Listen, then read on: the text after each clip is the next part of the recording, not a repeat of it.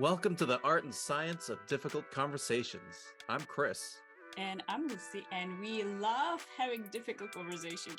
That's right. And each week we'll either share a tip, hear how others have gotten better at difficult conversations, or demonstrate common difficult conversations and what to do and what not to do. Let's get into it. Welcome to the special featurette. We've started this podcast back in December, Lucy and I, and we love talking about difficult conversations.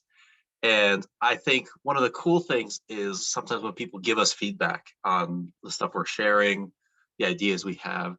And we wanted to point out a comment we got on one of our YouTube videos, on one of our episodes. So I think it's important to think about how are we responding and how are we thinking through these kind of things, because this happens all the time. So I'm going to put the thing on screen, but I'm going to read it to you, Lucy. And let's talk it through. How are we thinking about this? How are we responding? How are we reacting? How are we internalizing this? So this person, and I blocked out their name, but I feel, and this is about the idea of questions. How do we ask good questions, and why we, the importance of asking good questions in hard conversations. So this is what the person says. I feel if I were to follow all these guidelines, no conversation would happen at all. I mean, no logic, no suggesting, no agreeing, no disagreeing. What the heck kind of conversation can you have if you follow these guidelines?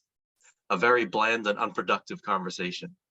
Actually, I know exactly when these guidelines should be followed: when talking to a woman with PMS.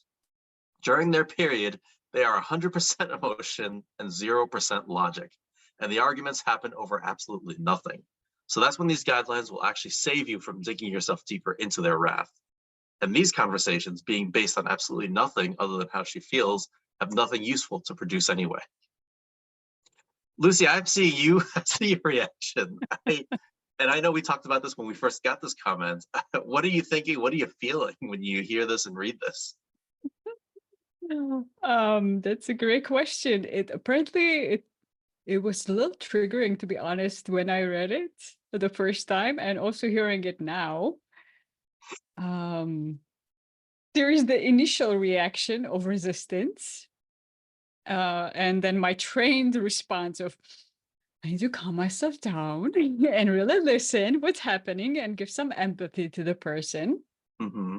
But my definitely initial reaction with this person would not be being open to the person and hearing them out, but really resisting, because it does feel, when talking to women on PMS, so basically putting all women there into one bucket, generalizing, there's zero logic, again, the extreme a little bit. And so sometimes that's difficult to, that almost feels like being, I wouldn't say attacked, but being put down a little bit. Yeah, I think it's, you could safely say it feels like you're being attacked as a woman, any woman really, just being attacked at this. So yeah, so that's interesting. So you say that obviously it is very triggering for sure to hear this. What are you thinking about, or what are you thinking about when you say you want your empathy side to take over and you want to, like, what are you thinking about, or what are you trying to change direction on?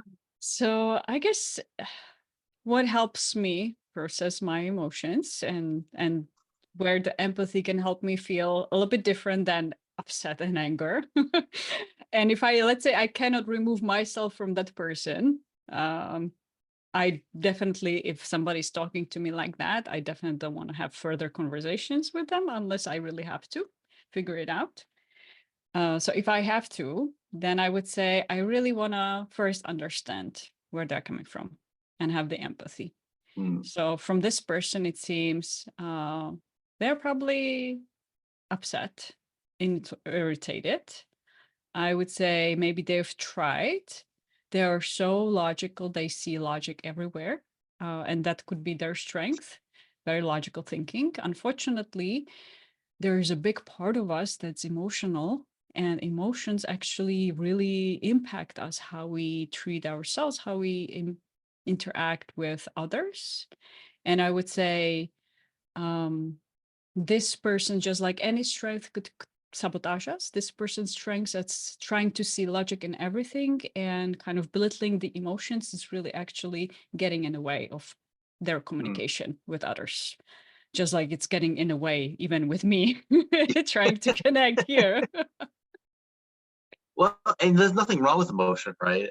My No. first thought was exactly like, this guy's going through some stuff. And I'm only gonna, we don't know for sure. I don't know for sure We who don't this know. user is.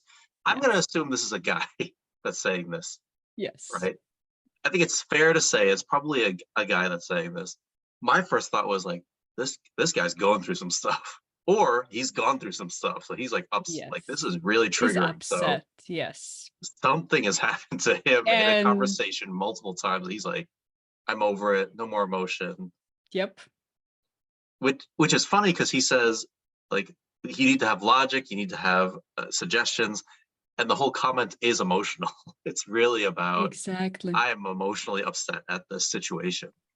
Yes. So in a way, if you look at it, it's almost cry for help in a way, because that person doesn't have the skills or doesn't know. They've probably tried to get some good conversation going, probably with another woman. But because they are like, I have no idea what else to do with this. Mhm. This is not working. And so there's Yeah. emotions, but unfortunately they're cutting themselves off from them.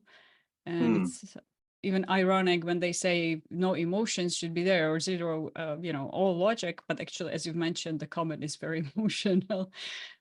That's right. It's all emotional. And yeah, if I was in front of this person, he was like listening to me talk about it, and he said, hey, listen, I feel blah blah blah, like in the middle.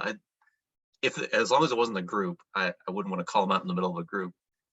But if we were 1-to-1, I would definitely be like, hey, listen, guy, is everything okay? It sounds like you're really angry about something. Yes. And it's not just me because you just met me. So it sounds like you're upset about something here that I'm talking about. Mhm.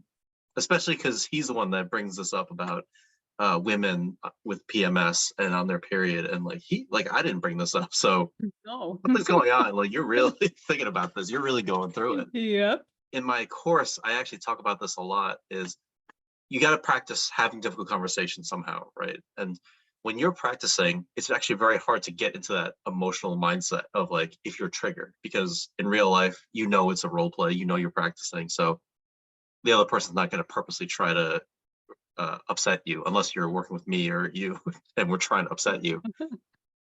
So in the podcast, or in my course, I actually do talk about one way to practice what you're going to do is read stuff online that makes you upset. So read something from opposite political commentary, or watch news that's opposite of your political view set, or go sit in rush hour traffic.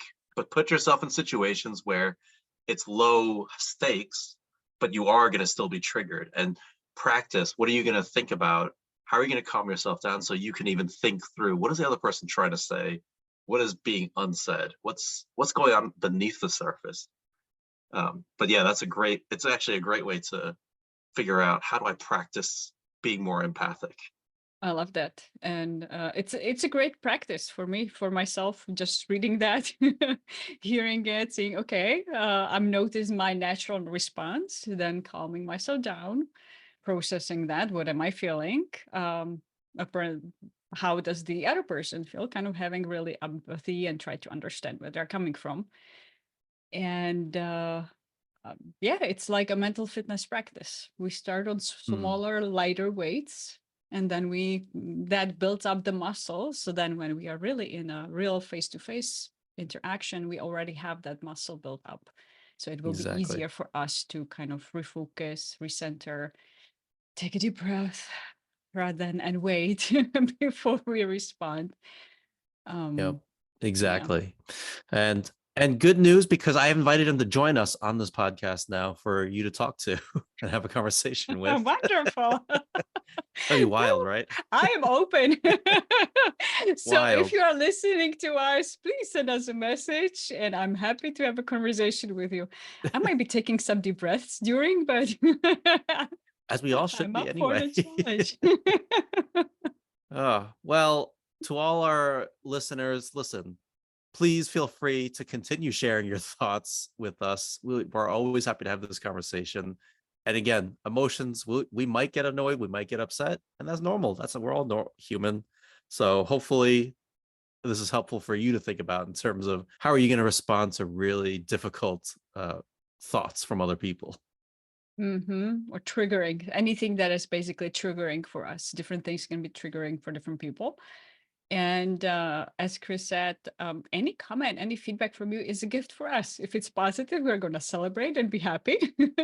And if it's critical or negative or something like that, we'll celebrate it too, because it helps us practice our mental fitness.